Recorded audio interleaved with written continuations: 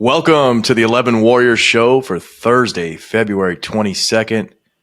Jason Priest is here. He's Chris Lauderback. Chris, welcome back to the land of the free. Hope you had a good time. I had a good time. Yeah, I'd love to say it's good to be back, but it's not really that good to be back. I'm glad all that snow. Remember we talked last week. I'm like, I hope it's a blizzard, while I'm gone.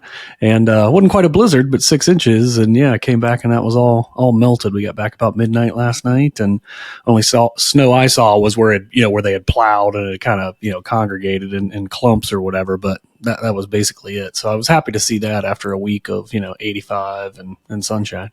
Hating ass, man. I appreciate it. Stadium series announced Saturday by the NHL. Blue Jackets will play the Red Wings on March 1st, 2025 in Ohio Stadium. As you know, I'm pretty pumped for that. NHL fans are kind of roasting because they're the Blue Jackets and like, what a terrible matchup. But it's going to do 105, and they're going to have to shut up because there's only one other game that's topped that. Michigan Stadium hosted a Wings game once, and they have a few more seats in there. So not going to break the hockey NHL record, but we'll be the number 2 on the list. Yeah. They're gonna do 105. I mean, it's an easy drive down from Detroit. Plenty of hockey fans in the state of Ohio. Looking forward to that too, because for the first time in history, you're going to have Michigan fans wearing red and Ohio State fans wearing blue in Ohio Stadium. Never thought I'd see that day, but that's kind of going to create that with the Red Wings and Blue Jacket kind of crossovers there. So really, really looking forward to that, but that's a year off.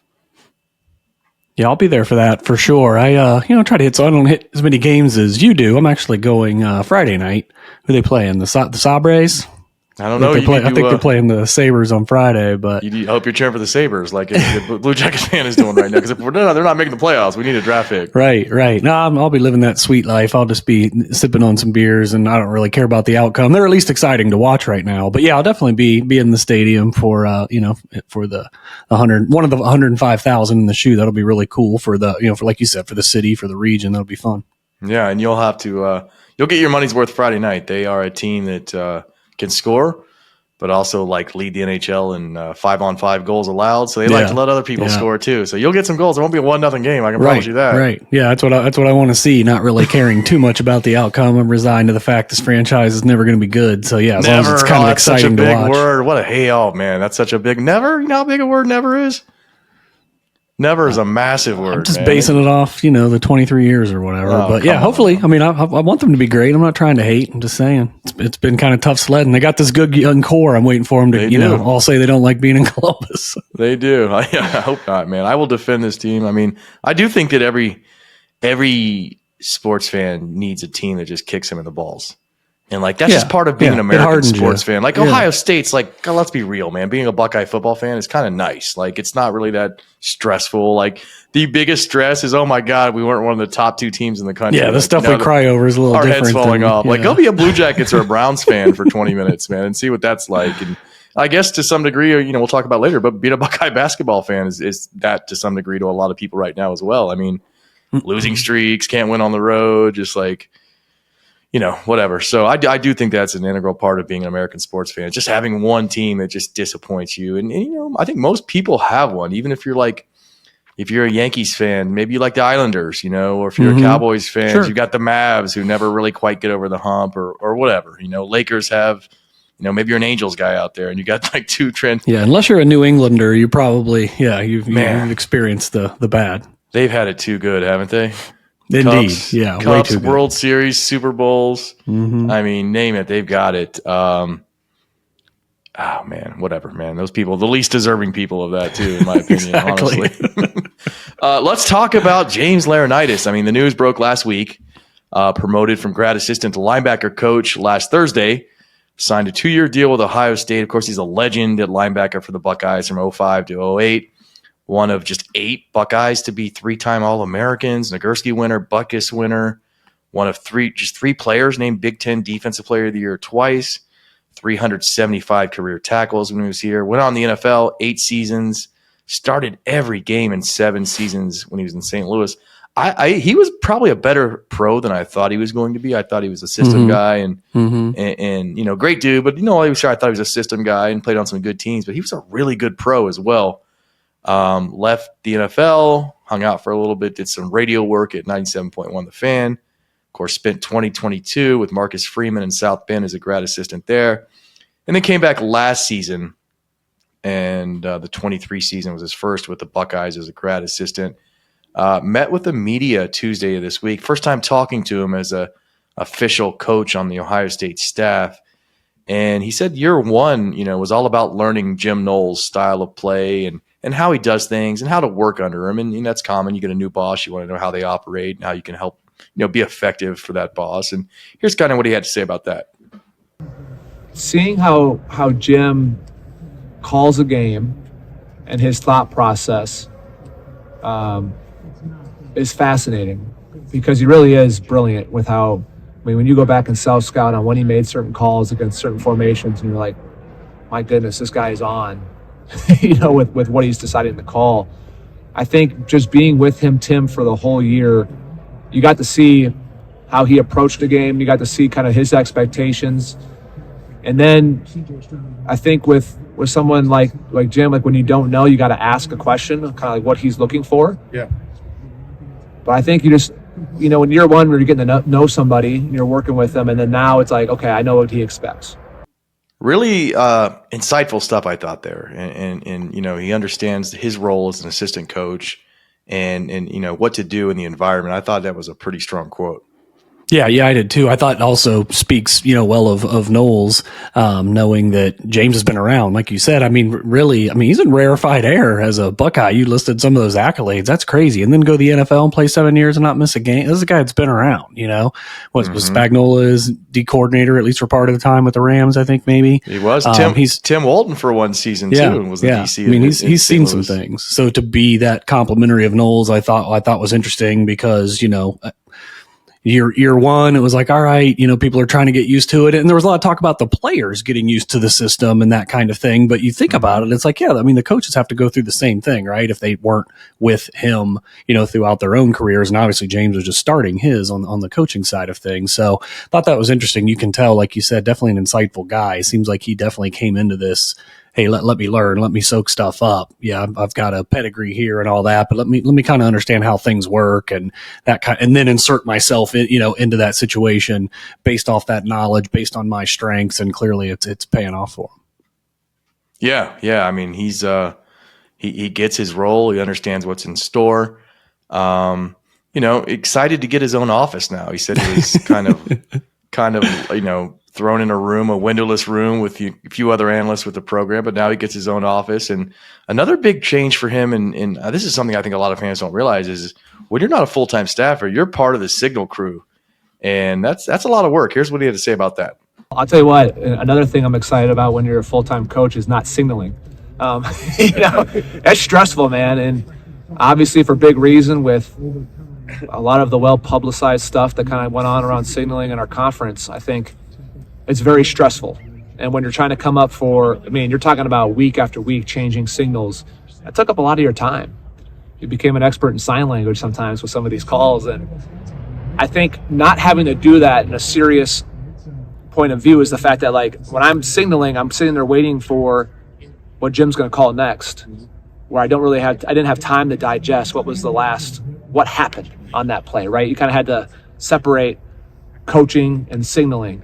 Where I think now just being able to coach, I'll have a lot better pulse on, okay, what are the plays that are actually happening? Because that's a lot to handle when it's going on, and you had to have 3. Sometimes we had 5 signalers up and trying to confuse people on who's active, who's not. Love the Michigan dig. Wouldn't name him, but alluded to them. Pretty. Everyone knew who he was talking about. Yeah, very diplomatic in how he brought that up with the well-publicized stuff that was going on in our conference or whatever. I thought that was good, but it really is interesting. Like we kind of joke about, you're on the signal crew and you're doing all that, but you're changing the signals it doesn't sound fun. I remember high school baseball trying to remember the signs for like bunt, steal. Like there aren't that many signs to know. It's like the indicator and then what it is. But I would imagine in college football, a little bit more scrutiny. Hell, they got 3 guys giving signs, not 1, right? So that in and of itself, I think, think is pretty interesting. But in all seriousness, thinking about that is, again, we talked about just a minute ago about how he's really trying to soak everything up and learn these things and whatnot as far as the Jim Knowles way and all that. And yeah, that's a little maybe trickier to do in game day when you're doing that, right? So to be able to, really immerse himself in the game plan and those kinds of things, I think is just going to pay more dividends given his knowledge and, his skill set. Yeah. I mean, it's essentially studying for a test each week on things you've got to memorize. And, he spoke to how, like, when you're doing that, you're focused so much on that, you can't really watch the game and provide tips or insights or adjustments or coach guys up because that's eating up so much of your time. So excited to see him, kind of be able to do some of this other stuff and free up from the Signal gang. And shout out to the Signal game. It's a important job. And, James really drove home how much work it is. I think fans, we just kind of watch the game and you're like, oh, those guys are signaling, but you don't sit down and think like, that's probably a lot of work. And it truly is. Yeah. Tight timelines. His thoughts on what's that? Tight timelines. You got stuff moves fast. You got to get it in and translate it in and get it to the guy. Yeah. There's a lot going on there. And don't screw up too often because you're not going to be, an analyst next season. You won't be a grad assistant the following season. You've got to nail your stuff because this is big time college football and they're not going to, account for guys that struggle. Talked a little bit of his linebackers and what he wants this year and who he sees playing. And I thought one thing interesting, he said he wants 4 guys this season that have earned the right to play. And he said, last season there was just 3 guys, And so I thought that was kind of interesting. Loves Cody Simon, man. He said, quote, quite frankly, looking back, I wish I would have played Cody more. And that's, for fans, that's really encouraging to hear. At least for me, it was. Yeah, oh, absolutely. Because you're counting on him to, fill some pretty big shoes. It's interesting because I feel like Simon, maybe in that Laurinaitis mold, not super flashy, but look at when Simon played a lot of snaps, what kind of tackles he ended up with. He was stuffing the stat sheet when he was in there. Yeah, maybe he's got some limitations in coverage and some things like that. But as far as see ball, hit ball, he seems like that that kind of guy for sure. So yeah, I think that's good news. I think a lot of us are bullish on Simon. I don't think he's an all world linebacker, but I definitely think he has a lot of strengths that James and Knowles will be able to showcase this year. It's more of a question of, hey, what's going to happen at the will spot, right? I think you can pencil Cody in for pretty much what you're going to get. But yeah, what he can do, what James can do to develop, a will or wills, I think is going to be one of the more important stories on the whole team this year. That's the one spot on defense, and there's some on offense, obviously, but he's got his work cut out for him there to figure out, hey, who is going to be the guy or guys that he can really trust that can be strong in that weak side linebacker spot. Yeah, for sure. He did rave about Gabe Powers, man. Talked about his kind of like development through the season and the off season. Also, to some degree, raved about Arvell Reese as well. And the last thing he kind of touched on, it was, what a lot of guys want to know is, can you tip us off about where Sonny Styles will play next season? He demurred there. He said, quote, I think that's a question above me, basically saying that's up to Ryan Day and Jim Knowles. And we'll see what shakes loose there, but I think a lot of signs are pointing to maybe Sonny coming down and playing some linebacker. James did speak about how he can do so many different things, compared him to Isaiah Simmons from Clemson, who is a freak out there. And it's a guy that can play at a couple levels of football because of his size and his speed and athleticism. Yeah, I think this spring is going to be gigantic in a couple places. Weak side linebacker to understand if it's Sonny. I mean, there's no bigger spring practice than for CJ Hicks, right? I mean, I feel like it's kind of a now or never. If they end up bringing in, kind of a guy that hasn't been a weak side linebacker to play that spot, I don't know what that says for Hicks's future at Ohio State potentially. So I just think it's a huge spring for him.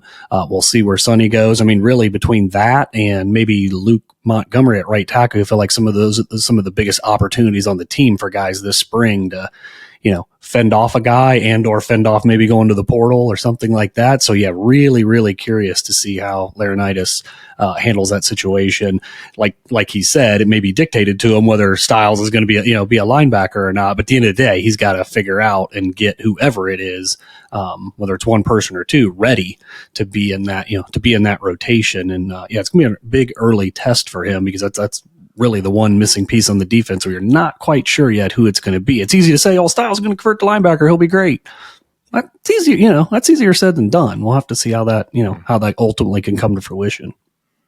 And not only that, but there are some teams where that makes a lot of sense to have a linebacker. Some opponents, and maybe some opponents where it makes more sense to have them as like, a safety hanging out in the secondary. And you're playing a lot more dime, and you still have all those other safeties on the field, including him, kind of thing, depending on the matchups. I mean, you love his versatility for sure, no doubt about it. But how James can get those guys ready is I don't. To me, it's one of the most interesting storylines of the spring for sure. Yeah, something to keep an eye on. Also said it was nice to be the linebacker coach and not just a grad assistant. Here's what he had to say about that. I'll tell you what, it's nice to be able to tell them now that I know, like, I am the linebacker coach. I don't just coach the linebackers, because there's a difference there. I've had that used against me over the last year, quite honestly, to where parents or recruits have said, essentially, like, how do I know you're going to be there? I won't name names, but other schools have said, hey, he's not even going to be there. He's going to have to leave to get a full-time role. And so you kind of have to navigate that. Not anymore, thankfully. That was wild to hear. I mean, some of this stuff takes place. You can imagine some of the negative recruiting out there, but it's always really interesting to hear it from the coach. Yeah, any angle that opponents can get on you, whether it's on the field or off the field, they're going to take it. And what else do you say to combat James Laurinaitis, right? It's like, he may not be there. What else are you going to say? He can't teach. He hasn't played at this level. Like, what do I don't know what else you fall back on besides trying to invent something like that. Yeah, that's it, right? Yeah. So I'm sure he's really comfortable knowing that he's got a lot of confidence in himself, but is not, arrogant. But believes in himself for sure. And that he's put it out there. I mean, you've heard of the guy saying it last year. I mean, he was basically the linebacker coach last year, even though he wasn't in title. And those guys all said it. Day has said it. Like, there can be great coaches that didn't play. That can absolutely happen. But when you've walked a mile in those shoes and you've practiced what you're preaching, I think just invariably there's a certain gravity to that's hard to duplicate. Yeah. And I love the hire. I mean, smart guy, really smart. He's played the game at a high level, can relate, heck of a recruiter. They saw some of that in the last, 30 or so days. And Dave even raved about that, man. Spoke, about how well he did on the road, getting to spend some time on with him, how well he related to guys. And man, if he can become like a Hartline of defense and, a guy that gets it, he's not an Ohioan, but he's a guy that played here. He gets it. He understands. But he's a Michigan. Buckeye. He didn't just show up. He's a Buckeye. Yeah. He gets everything. So I really like it. I mean, I heard Knowles one time say that when they were bringing him back, how would you feel, Coach, about, maybe having James join our staff and help you out? And he said, are you kidding me? The guy's picture's on my position room, man. He's on the wall there. Like, yeah, absolutely love the guy. So home run hire. And you know what? Let's crank that linebacker recruiting up, man. If they're going to play two, let's make sure they're two really, really good linebackers from here until the end of time. He mentioned what, kind of mirroring what Hartline's done, being able to recruit guys even though the room is packed. That's something he said. And, man, if they could get that cooking, watch out. Yeah, I was always excited for it to be the hire. I will say, though, the longer it went on, not that it went on a long time, but he's been here. I thought, okay, are they looking for someone, to replace Larry in a couple years? And then I know we'll talk about it later, but he ended up getting a couple year extension anyway. But yeah, I love having James in there. And the recruiting stuff, you touched on it briefly, but I really liked what he said and it goes back to kind of, walking the walk, but that he likes recruiting because he's just telling the truth. Hey, this is what Ohio State has done for my family. Hey, I want to raise my daughters in this area. Hey, everything he says, there's no used car salesman approach to it because he's really just talking about all the things that, benefited him and how it paved the way for him. And hey, look what he's done now, 35 million in the bank or whatever it is, doing what he loves at his alma mater. That's kind of tough to beat. So it's pretty easy to sell that. Not these other guys are selling snake oil, but it just goes back to even coaching it when you've done it. I just, like I said, I think especially with kids today, they want to be able to relate to these coaches, right? Sure. Yeah. You tell them, make sure you're committing to a school, not just a coach, but these guys, they commit to people more than they commit to place, I think. So, and having a person like James, maybe he can turn around what we've seen has kind of been, sturdy, but not sensational linebacker play for a little while. So, maybe we can start, grooming some stars here, kind of like we've seen at some of the other positions on the field. Yeah, I would love to see it. Of course, Chris Holtmann was let go last week. Jake Diebler named interim head coach. Got it done, man. His first game as interim HC, upsetting number 2 Purdue 73-69 in Columbus on Sunday. And man, I remember like last week's show, we're like, good luck, man. That's your first game. You got Zach Edey and Purdue. Good luck, buddy. And he got it done, man. It's incredible to see what happened.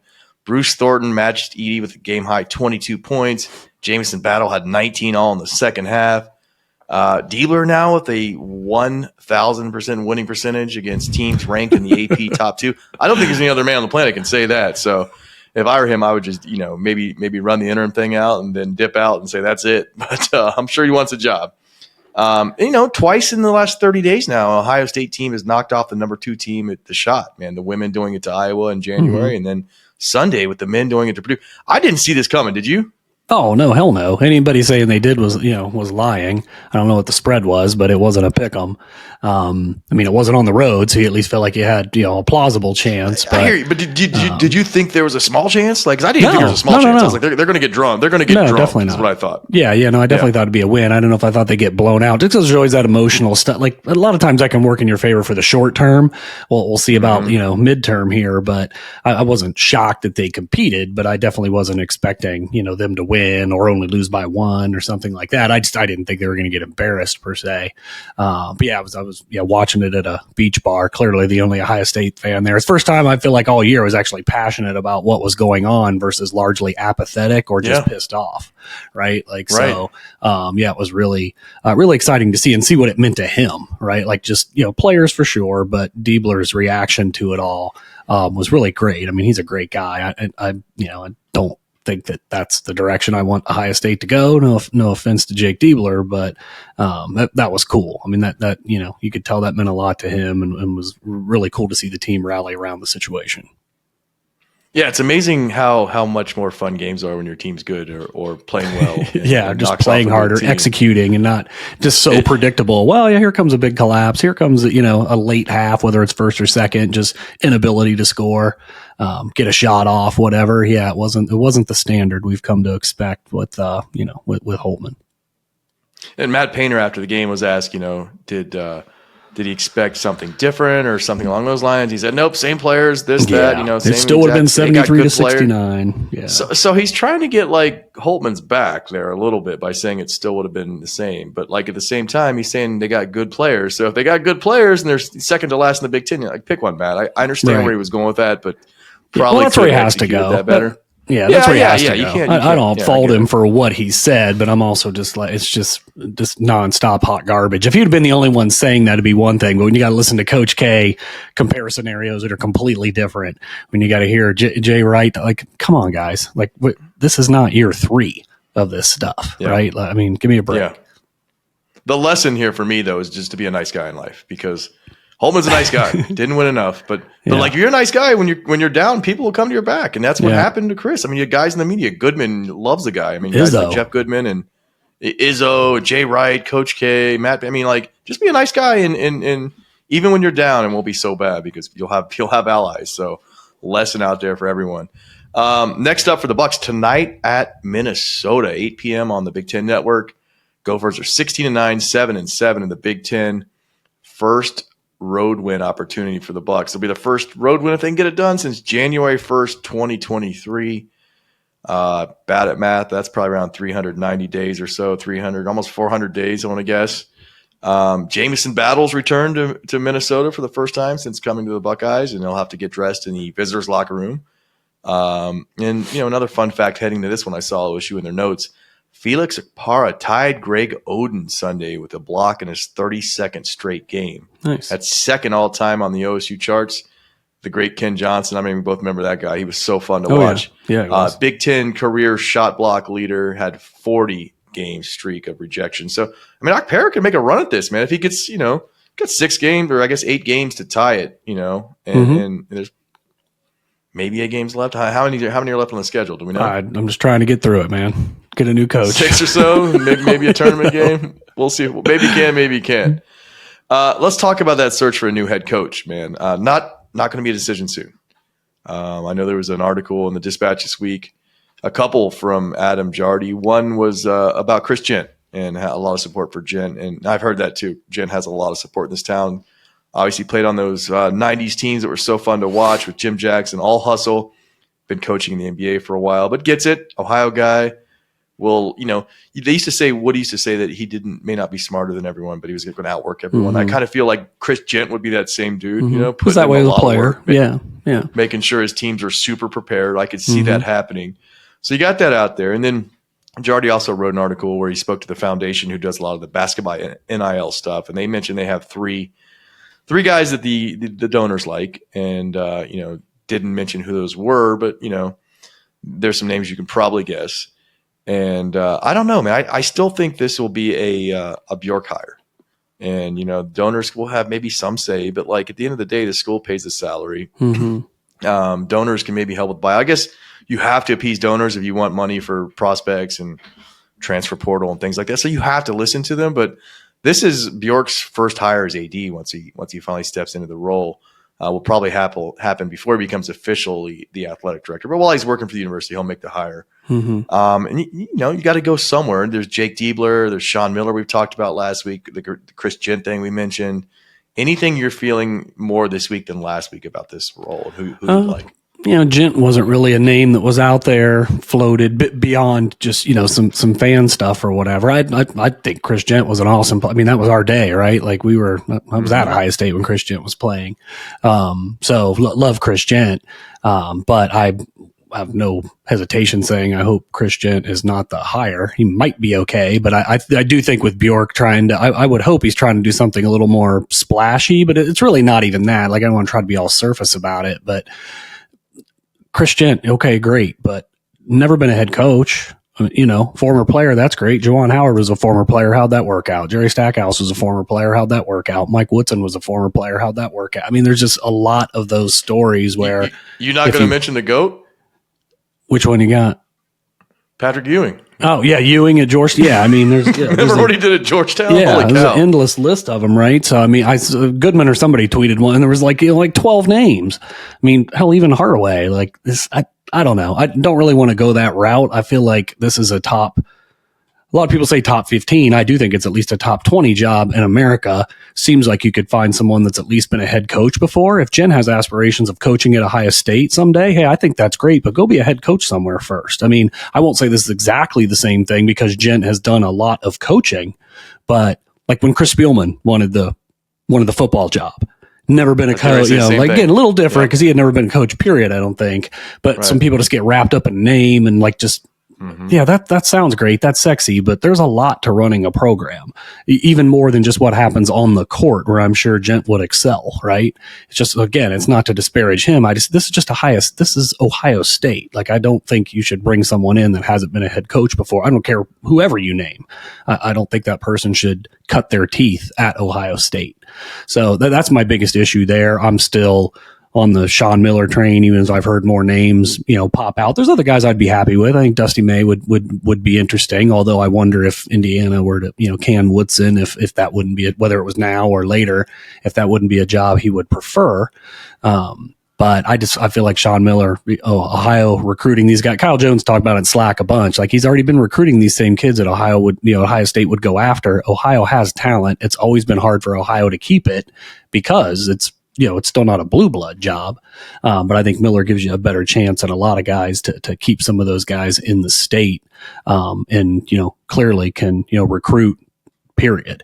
So again, it's not like overwhelming. Oh my God, if it's anybody but Sean Miller, I'll be mad. But I still think right now, names I've heard that I consider to be viable, I still consider him to, for me to be the best candidate. Yeah. I like that choice a lot too. We'll see what plays out. Other news announced Wednesday, I guess, the Bucks will be playing at Wrigley this season in football. November 16th date with Northwestern, Ohio State against Northwestern at Wrigley per the Northwestern Rivals site. Of course, Northwestern demolished Ryan Field. They've got to go on a little bit of a tour this season. I think they're going to play a few games at the MLS Stadium, couple at Wrigley. Mentioned a home game at Lambeau Field, and the funniest thing they can do there is make the opponent not Wisconsin. Like, imagine dragging Iowa up to Lambeau or something. They should just do that for the laughs. I don't know. It's cool. Wrigley will be a fun party. It'll be kind of like an experience more than a really good game to watch because, and you probably won't be elite. Ohio State will be a juggernaut. You've got issues with the end zones. You've got, I guess they used to have I don't know if they fixed it, but both teams on the same sideline. When you're in the stands, the sight lines aren't exactly great for sports other than baseball. And this is not common to Wrigley. It's whenever you put hockey or football in a baseball stadium, you get some the shape of the stadium. This is not rocket science. Yeah.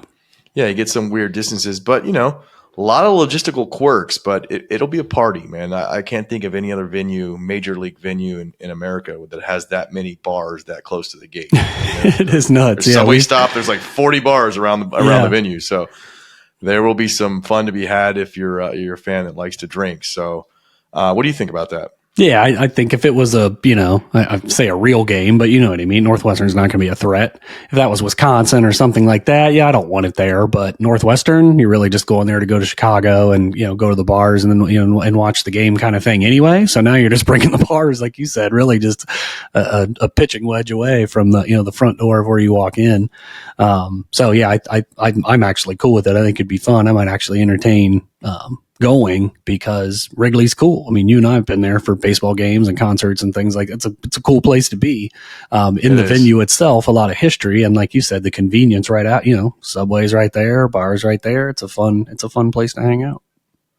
Yeah, I will probably most certainly have to go. My son was born in Chicago and we live there, so he found out today the game will be there, and he's already been in my ear about going. So may have to do a trip. It's a little cheaper than going to Alton because if you're looking at one game to go to on the road this year, Alton would be a lot of fun. Or Notre Dame That's last a big year. Flight. Yeah, big flight. Wrigley's, there's a lot to do in that town. Good food, a lot of good experiences. Some other news: Tim Walton was recognized for killing it by Ryan Day, promoted to assistant head coach, giving a 2-year extension. Other coaches handed extensions as well. Jim Knowles got 2 years. Larry Johnson got 2 years. And tight end coach Keenan Bailey got a year. I like Keenan a lot. He's a really good dude, so happy to see that. Larry, that's a statement, giving him 2 years. Yeah, and of course, extensions don't, if Walton gets plucked up by the NFL team, or if, Larry Johnson wants to retire in 4 weeks, that happens. Those extensions don't bulletproof you, but it does send a message on the trail. Mm-hmm. Yeah, that you're intending to have that person be around, if nothing else, right? And hopefully fend off some of that negative recruiting that we were talking about earlier. Yeah. So good to see that, and congrats to all given extensions, especially Tim Walton, who's just become like a beast with his recruiting. CJ, got to talk about this quickly. CJ Stroud's epic week on February 8th. He was named NFL Offensive Rookie of the Year. 7 days later, he won Travis Scott's Cactus Jack Celebrity Softball Game MVP. You played in that game, right? Yeah, I was MVP too. Yeah, it's back here somewhere. One day later, he dropped 30 in the NBA Celebrity Game. So, we talked recently about how he's come out of his shell a little bit and he's a little more outspoken, getting to see his personality. And, man, what an all-around athlete. Baseball, basketball, and football. Just, really sad what my athletic life is compared to people that can be really good at, like, 3 sports. Like I can't even be great at 1 sport. But love seeing it, man. And CJ's the dude, man. Yeah, super fun. Like you said, it's nice just seeing him kind of blossom as a person, and he's backing it up. Like I'm very, very confident all this stuff that's going on is not going to ultimately distract him from trying to be great. Trying to really be great at football. So yeah, really, really easy guy to root for. He sure is. We have the 600 rule. We did break it this week to talk a little bit about Ohio State because they knocked off number 2 Purdue, but we'll talk about the other team every week, and that's the women, who are also an action night on the road at Penn State. That's a 6 p.m. tip on the Big Ten Network, so we get a little Buckeye doubleheader. The women at 6, the men at 8. That'll be fun. Women, of course, number 2 in the nation at 22-3, winners of 12 straight. Penn State, man, jumped out to 16-5 mark on the year, but have lost 5 straight. And I don't know if you want to have a 5-game losing streak when Coach McGough's pressing bandits come to town and put up points all over you. So good luck to Penn State, but could be a 25 turnover type situation for them if they're not careful. Hope so. But, it's Big Ten basketball, and road wins, come at a premium. The Big Ten and the SEC are kind of throwing their weight around. Some reports came out yesterday. I guess the day before, the CFP announced a 5+7 model, which means 5 automatic bids to the highest ranked conference champions and 7 at-large bids for the 12-teamer. It used to be a 6-6, but the Pac-12 imploded, so it became a 5-7. And now you got the CFP Management Committee meeting in Dallas and all kinds of stuff coming out. Word of a possible 14 or 16 team field emerging as soon as 2026.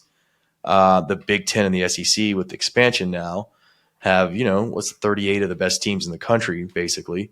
And they're driving a lot of this. And there's word that they, each of those conferences wants 4 automatic qualifiers, which is, might as well ask for it if you get 3 or 2, because right now you're just getting 1. If you ask for 4 and get 3 or 2, that's a win.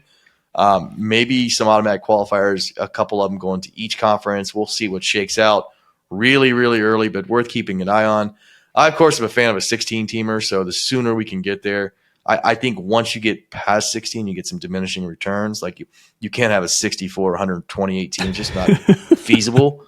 But 16 is a good number. 8's a good number. 4 is a good number. 12, you get buys. 16 would be not buys. But, imagine that 116 in the college football playoff. Imagine, Georgia, facing off against BYU or something like that. And, fun as hell, man. I can't wait, and I hope we do get to 16. Any thoughts on some of the movement there? I still liked 8 the most. I feel like most years you're lucky if there's 6 or 7 teams that are really, really good.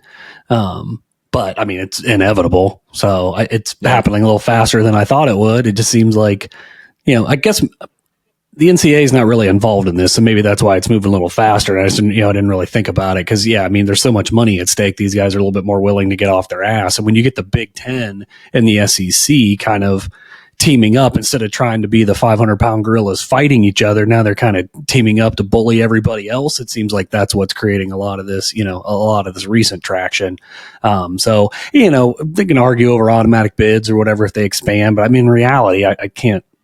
What year is it that the Big Ten and SEC aren't going to get 3 or 4 anyway? I mean, if you want to make it official or mandatory by rule, that's certainly smart for them to do. But sure. I don't know how much different that landscape would look if it wasn't guaranteed. But I feel like, God, I hope they at least stop it at 16. To your point, like I'm not saying I wouldn't watch 1 versus 16 because I absolutely would, but I think your upset percentage in that's going to be in the single digits, low single digits. So I just generally, whoever the 16th ranked team in the country just really isn't that good. So no. I don't know. I think 16 is a lot. I thought 12 I didn't necessarily love, but I do like at least there, you're giving buys to the teams that really earned it. 8 was my preferred and wish it would have just stayed there, but I could live with 16, but good Lord, they start going bigger than that.